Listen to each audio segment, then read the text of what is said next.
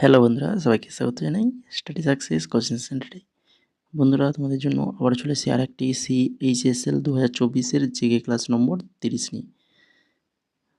আমরা গতকাল তোমাদের জন্য এনটিপিসি, গ্রুপ ডি এবং এএলপি মানে RRB যে সকল এক্সামগুলো হয়ে থাকে সেই এক্সামের জন্য ইম্পর্ট্যান্ট 50খানা জিকে এবং জিএস কোশ্চেনের ক্লাস দিয়েছিলাম। তোমরা যারা দেখোনি তো অবশ্যই দেখে নেবে। তোমরা যারা RRBর জন্য প্রিপারেশান নিচ্ছ, কারণ সামনে তোমাদের RRBর বিভিন্ন এক্সাম পরপর কিন্তু হবে। আর আগে আমরা যেমনভাবে CHSL 2024-এর ক্লাসগুলো করিয়ে এসেছি, তো সেইভাবে আজকেও তোমাদের সেই 10/7/2024-এর সেকেন্ড শিফটে CHSL-এর যে এক্সামটা হয়েছিল সেই এক্সামে জেনারেল নলেজের যে কোশ্চেনগুলো ছিল 25খানা কোশ্চেন, সেগুলো নিয়ে আলোচনা করব। আর 6খানা ক্লাস হবে, ঠিক আছে? আর 6খানা ক্লাস হবে এই CHSL 2024-এর। তারপরে আমরা CGL, MTS এগুলোর ক্লাস শুরু করব। ক্লাসে শুরু করার আগে তোমরা যারা MTS প্রিপারেশান নিচ্ছ, তোমাদের জন্য আমরা এই 4খানা PDF তৈরি করেছি, GK, current affairs, strategy, English, যার ডেমো তোমরা এই ক্লাসে ডেসক্রিপশানে পেয়ে যাবে। সেখানে আমি ডেমো ভিডিও বানিয়ে দিয়েছি। তাছাড়া আমাদের টেলিগ্রাম গ্রুপে, টেলিগ্রাম যে চ্যানেল রয়েছে সেখানেও ডেমো PDF পেয়ে যাবে, সেখান থেকেও দেখে নিতে পারো। আর তোমরা যারা RRBর প্রিপারেশান নিচ্ছ বা অন্যান্য কোনো এক্সামের প্রিপারেশান নিচ্ছ, তো তোমরা বিশেষ করে এই জিকের পিডিএফটা 6200 MCQ যে জিকে পিডিএফটা রয়েছে ওইটা কিন্তু নিতে পারো, কেন ওখানে MCQ কোশ্চেন অ্যান্সার সঙ্গে সঙ্গে এক্সট্রা ডিটেলস দিয়ে আলোচনা করা রয়েছে। শুধু জিকে যদি পিডিএফটা নাও তাহলে 149 টাকা, আর 4টা PDF কম্বো নিলে তাহলে তোমাদের 199 টাকা পড়বে। প্রাইস পড়বে মাত্র 199 টাকা 4টা PDF মিলিয়ে। যদি নিতে চাও তাহলে এই হোয়াটসঅ্যাপ নাম্বারে তোমরা মেসেজ করো। এবার চলো দেখে নিই আজকের ক্লাসের প্রথম কোশ্চেন কী রয়েছে। পদোন্নতিতে সংরক্ষণ অর্থাৎ রিজার্ভেশন ইন প্রমোশন সংবিধানের কোন অনুচ্ছেদের অধীনে আসে? পদোন্নতির সংরক্ষণ এটা আসে সংবিধানের অপশান নাম্বার 3 ধারা 14, ধারা 14 নয়, ধারা 16 4A, ঠিক আছে? রিজার্ভেশন ইন প্রমোশন ভারতীয় সংবিধানের ধারা 16(4)A তপশিলি জাতি এবং তপশিলি উপজাতির জন্য পদোন্নতিদের সংরক্ষণের বিষয়টি নিয়ে আলোচনা করে। এই ধারাটি 1995 সালে 77তম সংশোধনী আইনের দ্বারা কিন্তু যুক্ত করা হয়েছিল। 1995 সালে 77তম যে সংশোধনী, সংবিধান সংশোধনী আইন দ্বারা যুক্ত করা হয়েছিল। এরপরে দেখো 2 নম্বর কোশ্চেন, কোন আদমশুমারির প্রতিধ্বনি হলো আমাদের জনগণনা আমাদের ভবিষ্যৎ, অর্থাৎ আওয়ার সেন্সাস আওয়ার ফিউচার? এটা কোন আদমশুমারি প্রতিধ্বনি ছিল? সঠিক অ্যান্সার কী হবে? না, সঠিক অ্যান্সার হিসেবে অপশান নাম্বার 1 2011 সালের আদমশুমারি। এই 2011 সালের আদমশুমারি যেটা ছিল কিন্তু 15তম জাতীয় জনগণনা সমীক্ষা। এটাও মনে রাখো, কেন এটাও কিন্তু এক্সামে এসছে, এই CHSL 2024-এর এক্সামেই এসছে, পরবর্তীতে আসার চান্স রয়েছে। এবার দেখো 3 নম্বর কোশ্চেন, 2023 সালের মে মাসে কর্ণাটকের মুখ্যমন্ত্রী হিসেবে শপথ গ্রহণ করেন কে? 2023 সালে মে মাসে কর্ণাটকের মুখ্যমন্ত্রী হিসেবে শপথ গ্রহণ করেন তিনি হচ্ছেন সিদ্ধারামাইয়া। তারপরে 4 নম্বর কোশ্চেন, নিচের কোন পুরস্কারটি খেলাধুলা এবং গেমসে আজীবন কৃতিত্বের জন্য দেওয়া হয়? খেলাধুলায় আজীবন কৃতিত্বের জন্য দেওয়া হয় কোন পুরস্কার? এটি সেই সব ক্রীড়াবিদদের সম্মান জানাতে প্রতিষ্ঠিত হয়েছিল যারা তাদের পারফরমেন্সের মাধ্যমে খেলাধুলার অবদান রেখেছে এবং সক্রিয় ক্রীড়া ক্যারিয়ার থেকে অবসর নেওয়ার পরেও খেলাধুলার প্রচারে অবদান রেখে চলেছেন। তো তাদেরকে যে পুরস্কারটা দেওয়া হয় তো সেটা হচ্ছে ধ্যানচাঁদ পুরস্কার, ঠিক আছে? ধ্যানচাঁদ পুরস্কার, অপশান নাম্বার 3 সঠিক আনসার। ভারতের নাগরিকত্ব অর্জনের জন্য নিচের কোনটি শর্ত নয় বলেছে? নাগরিকত্ব অর্জনের জন্য নিচের কোনটি শর্ত নয়? সেটা হচ্ছে সম্পত্তি ধারণ, এটা নাগরিকত্বের অর্জনের জন্য শর্ত নয়। বাকি যেগুলো রয়েছে দেখো, নিবন্ধন অর্থাৎ রেজিস্ট্রেশন, বংশ, ডিসেন্ট আর বাসস্থান, এগুলো কিন্তু অবশ্যই শর্তের মধ্যে রয়েছে। নিচের কোন পেশি পাকস্থলী থেকে ক্ষুদ্রান্তে খাদ্যে যাতায়াত নিয়ন্ত্রণ করে? আমাদের পাকস্থলী থেকে ক্ষুদ্রান্তে খাদ্যের যাতায়াত নিয়ন্ত্রণ করে কোন পেশি? সেটা হচ্ছে স্ফিংটার পেশি। 7 নম্বর কোশ্চেন দেখো, তমুলোচার হলো সিকিমের ড্যাশের ঐতিহ্যবাহী উৎসবগুলির মধ্যে একটি। তাহলে তমুলোচার উৎসব যেটা কোথাকার না হচ্ছে সিকিমের উৎসব, এটা মনে রাখো। এটি তাদের নতুন বছরের সূচনা চিহ্নিত করার জন্য উদযাপিত হয়, যা হিন্দু ক্যালেন্ডারে বিক্রম সংবৎ এবং ইংরেজি ক্যালেন্ডারে 30শে ডিসেম্বর অনুসারে পুষার 15তম দিনে পড়ে। বলো, তমুল লোচার যেটা সিকিমের একটি উৎসব, কোন সম্প্রদায় না হচ্ছে গুরুং সম্প্রদায় এই উৎসবটি করে থাকেন।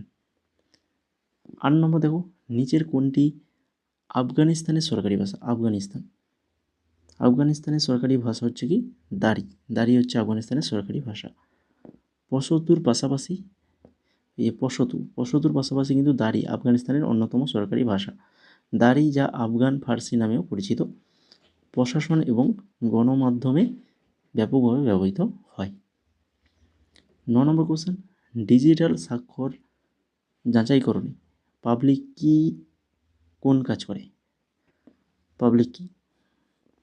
ডিজিটাল স্বাক্ষর যাচাইকরণে কোন কাজ করে? ডিজিটাল স্বাক্ষর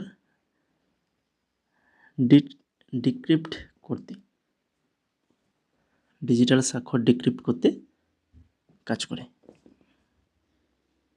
কোন গ্রহটি আমাদের সৌরজগতের দ্বিতীয় বৃহত্তম গ্রহ এবং এর চারপাশে সবচেয়ে বড় এবং উজ্জ্বল বলয় রয়েছে? সৌরজগতের সবচেয়ে বৃহত্তম গ্রহ হচ্ছে কি বৃহস্পতি, তাই তো সবচেয়ে বড়। দ্বিতীয় বৃহত্তম হচ্ছে শনি, যার চারপাশে কিন্তু বলয় রয়েছে। তোমরা যারা ক্লাসটাকে এখনও লাইক করোনি তো অবশ্যই সবাইকে বলবো ক্লাসটা লাইক করবে এবং ক্লাসের শেষে অবশ্যই তোমরা টেলিগ্রামে জয়েন করে যাবে।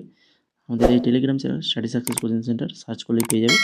টেলিগ্রামে গিয়ে এখানে কিন্তু আমরা বিভিন্ন ইনফরমেশান, বিভিন্ন নোটস কিন্তু দিয়ে থাকি তোমাদের এই টেলিগ্রাম চ্যানেলে। তো অবশ্যই ক্লাসের শেষে জয়েন করে যাও। আর ক্লাসটাকে লাইক না করে থাকলে যদি ভালো লেগে থাকে অবশ্যই লাইক করো, তার সঙ্গে চ্যানেলটাকে সাবস্ক্রাইব করে বেল আইকনে ক্লিক করে রাখো, কারণ এই ধরনের গুরুত্বপূর্ণ জিকে ক্লাস কিন্তু তোমরা আমাদের চ্যানেলেই পাবে। এখন আমরা একদিন এই এসএসসির ক্লাস দেবো, একদিন আরআরবির ক্লাস দেবো, এইভাবে কিন্তু এখন জিকে ক্লাসগুলো চলবে, ঠিক আছে? তো অবশ্যই ক্লাসগুলো যদি এই ধরনের ক্লাস আরও পেতে চাও তাহলে অবশ্যই চ্যানেলটাকে সাবস্ক্রাইব করে আমাদের সঙ্গে যুক্ত থাকো। এখন দেখো 11 নম্বর কোশ্চেন, 2023 সাল পর্যন্ত ভারত সরকার কতবার আইসিসি পুরুষদের টি-20 ক্রিকেট বিশ্বকাপ আয়োজন করেছে? 2023 সাল পর্যন্ত টি-20 বিশ্বকাপ একবার আয়োজন করেছে, সেটা হচ্ছে কবে?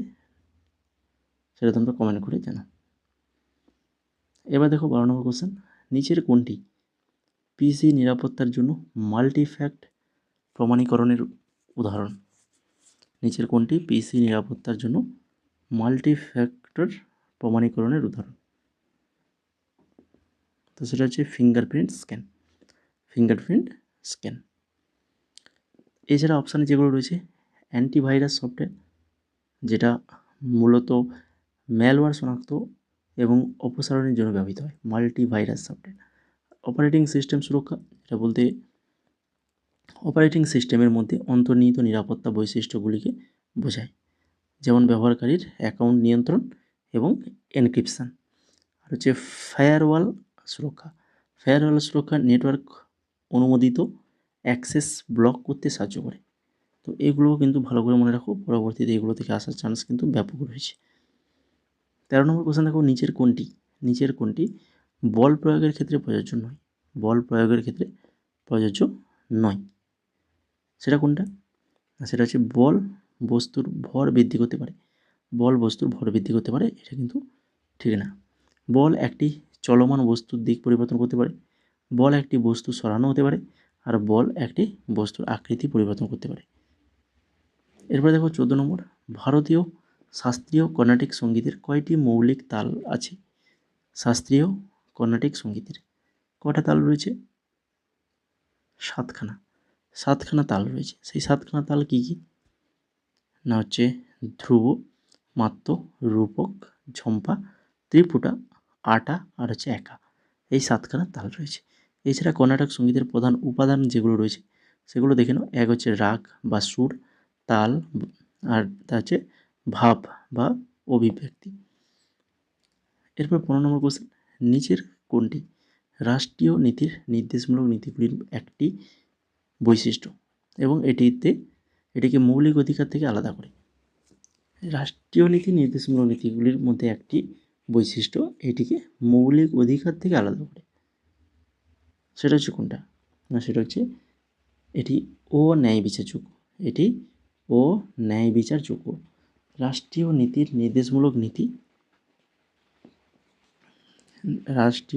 নির্দেশমূলক নীতিমালা অবিচারযোগ্য, অর্থাৎ এগুলি কোনো আলাদাভাবে আদালত দ্বারা কিন্তু প্রয়োগযোগ্য নয়।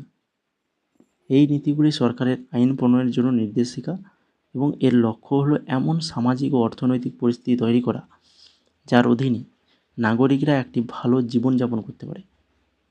ভারতের সংবিধানের 4th অংশ পার্ট 4, ঠিক আছে, 36 থেকে 51 অনুচ্ছেদে কিন্তু নির্দেশমূলক নীতিমালা অন্তর্ভুক্ত করা হয়েছে।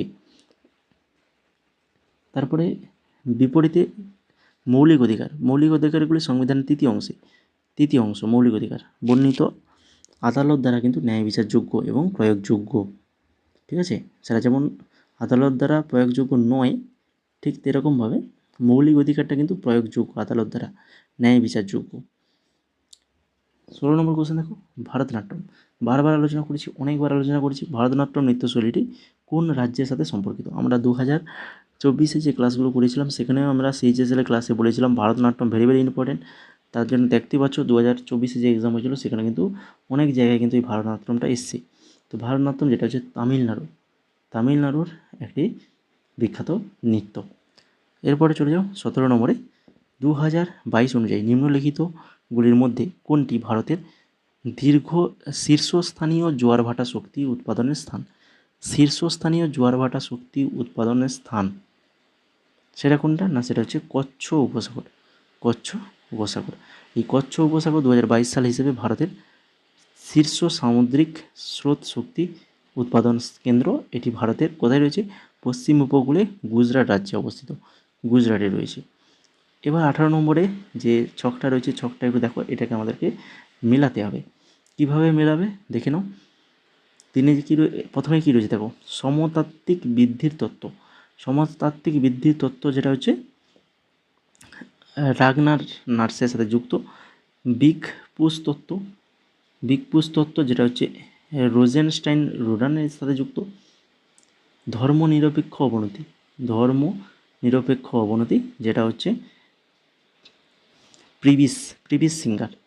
আর মূলধনী সামগ্রী এবং ভারী শিল্প যেটা হচ্ছে ফেল্ডম্যান মহানবিস। তাহলে এটা আমাদের অপশান নাম্বার 3-এর সঙ্গে ম্যাচ করছে, তাহলে অপশান নাম্বার 3 হয়ে যাবে এখানে আমাদের সঠিক আনসার।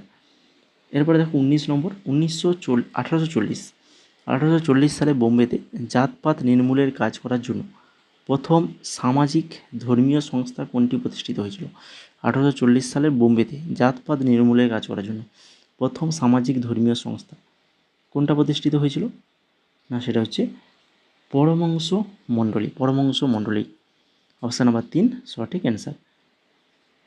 20 নম্বর দেখো, একটি ম্যাচ শুরু করার জন্য একটা দলের ন্যূনতম কতজন ফুটবলার প্রয়োজন? ফুটবল খেলায় তোমরা জানো যে 11 জন করে প্লেয়ার খেলে, কিন্তু একটা ম্যাচ শুরু করতে গেলে কতজন ফুটবলার লাগবে ন্যূনতম? তো সেটা হচ্ছে 7জন প্লেয়ার কিন্তু লাগবে। খেলার আইন অনুসারে একটা ফুটবল ম্যাচ শুরু করার জন্য সর্বনিম্ন 7জন খেলোয়াড়ের প্রয়োজন। খেলোয়াড় আইন আন্তর্জাতিক ফুটবল অ্যাসোসিয়েশন অর্থাৎ IFAB দ্বারা কিন্তু রক্ষণাবেক্ষণ করা হয়। প্রতিটি দল মাঠে সর্বোচ্চ 11 জন খেলোয়াড় রাখতে পারবে, যার মধ্যে গোলরক্ষকও থাকবে। যদি কোনো দল খেলার সময় কমপক্ষে 7 জন খেলোয়াড় মাঠে নামাতে না পারে, তাহলে খেলাটি কিন্তু পরিত্যক্ত বলে গণ্য হবে। 21 নম্বর কোশ্চেন, বিখ্যাত তারানা গায়ক পণ্ডিত রতন মোহন শর্মা কোন ঘরানার সাথে যুক্ত? পণ্ডিত রতন মোহন শর্মা কোন ঘরানার সাথে যুক্ত? আমরা এমটিএস স্ট্র্যাটেজিকের যে পিডিএফটা দিয়েছি সেখানে কিন্তু এই ঘরানা কিন্তু নোটস দিয়েছি, ঘরানা থেকে প্রত্যেকটা ঘরানায় আলোচনা করা রয়েছে। তো নোটসগুলো যদি নিতে চাও তো অবশ্যই হোয়াটসঅ্যাপে মেসেজ করবে। স্ট্র্যাটেজিকের 14খানা টপিক, একদম ইম্পর্টেন্ট এসএসসির 14খানা টপিক থেকে নোটস দেওয়া রয়েছে। এটা হয়ে যাবে মেওয়াতি ঘরানা। তারানা গায়ক পণ্ডিত রতনমোহন শর্মা, যিনি একজন মেওয়াতি ঘরানার সাথে যুক্ত। এরপরে দেখো 22 নম্বর, পাল সাম্রাজ্য। পাল সাম্রাজ্যের প্রতিষ্ঠাতা কে? না হচ্ছে গোপাল। খুবই ইজি কোশ্চেন, পারবে সবাই এটা। তারপরে প্রতিযোগিতামূলক আচরণ এবং প্রতিযোগিতামূলক বাজার কাঠামো ড্যাশ সম্পর্কিত। প্রতিযোগিতামূলক আচরণ এবং প্রতিযোগিতামূলক বাজার কাঠামো কিসের সাথে সম্পর্কিত? বিপরীতভাবে, ইনভার্সেলি সম্পর্কিত। 24 নম্বর, খাম্মাদ উপসাগর। খাম্মাদ উপসাগর কচ্ছ উপসাগর এবং গাঙ্গেয় বদ্বীপ ড্যাশ শক্তি ব্যবহারের জন্য আদর্শ পরিস্থিতি প্রদান করে। খাম্মাদ উপসাগর, কচ্ছ উপসাগর এবং গাঙ্গেয় বদ্বীপ প্রত্যেকটাই জোয়ারের শক্তি ব্যবহারের জন্য আদর্শ উপস্থিতি প্রদর্শন করে। তারপরে দেখো 25 নম্বর কোশ্চেন, আজকে ক্লাসের শেষ কোশ্চেন। 2021 সালে বেসরকারীকরণ প্রক্রিয়াকে ত্বরান্বিত করতে এবং রাষ্ট্রচালিত উদ্যোগগুলির উপর বৃহত্তর আর্থিক নিয়ন্ত্রণ প্রয়োগ করতে পাবলিক এন্টারপ্রাইজেস বিভাগকে এখন ড্যাশ মন্ত্রণালয়ের অংশ করা হয়েছে। পাবলিক এন্টারপ্রাইজের বিভাগকে অর্থ মন্ত্রণালয়ের অংশ করা হয়েছে। অপশান নাম্বার 1 হয়ে যাবে এখানে সঠিক আনসার। তো 25খানা কোশ্চেন, প্রত্যেকটা কোশ্চেন ইম্পর্টেন্ট। তো যদি ক্লাসটা ভালো লেগে থাকে তো অবশ্যই ক্লাসটা লাইক করে দাও। লাইক যারা করনি অবশ্যই লাইক করে ফেলো। তাই সঙ্গে তোমাদের বন্ধুদের মাঝে শেয়ার করো যারা এই সকল কম্পিটিটিভ এক্সামের জন্য প্রিপারেশান নিচ্ছে, এবং চ্যানেলটাকে না সাবস্ক্রাইব করে থাকো। এই ধরনের গুরুত্বপূর্ণ জিকে ক্লাস পরবর্তীতে পাওয়ার জন্য অবশ্যই চ্যানেলটাকে সাবস্ক্রাইব করে বেল আইকনে ক্লিক করে রাখো। তার সঙ্গে আমাদের টেলিগ্রামে চলে যাও, টেলিগ্রামে জয়েন করে যাও। টেলিগ্রামে স্টাডি সার্ভিস কোচিং সেন্টার বলে সার্চ করো, করে এখানে জয়েন করে যাও। বিভিন্ন নোটস তোমরা এই টেলিগ্রামে পাবে এবং এক্সাম রিলেটেড আপডেটও দিয়ে দেবো। আর এমটিএস এই 4খানা পিডিএফ যদি নিতে চাও তো অবশ্যই হোয়াটসঅ্যাপ নাম্বারে মেসেজ করো। 4খানা পিডিএফ পাবে মাত্র 199 টাকায়, আর অনলি শুধুমাত্র জিকেটা যদি নিতে চাও তাহলে 149 টাকায় পেয়ে যাবে। তার জন্য তোমাদের এই যে হোয়াটসঅ্যাপ নাম্বার রয়েছে এই হোয়াটসঅ্যাপ নাম্বারে তোমাদেরকে মেসেজ করতে হবে, হাই লিখে মেসেজ করবে, ঠিক আছে।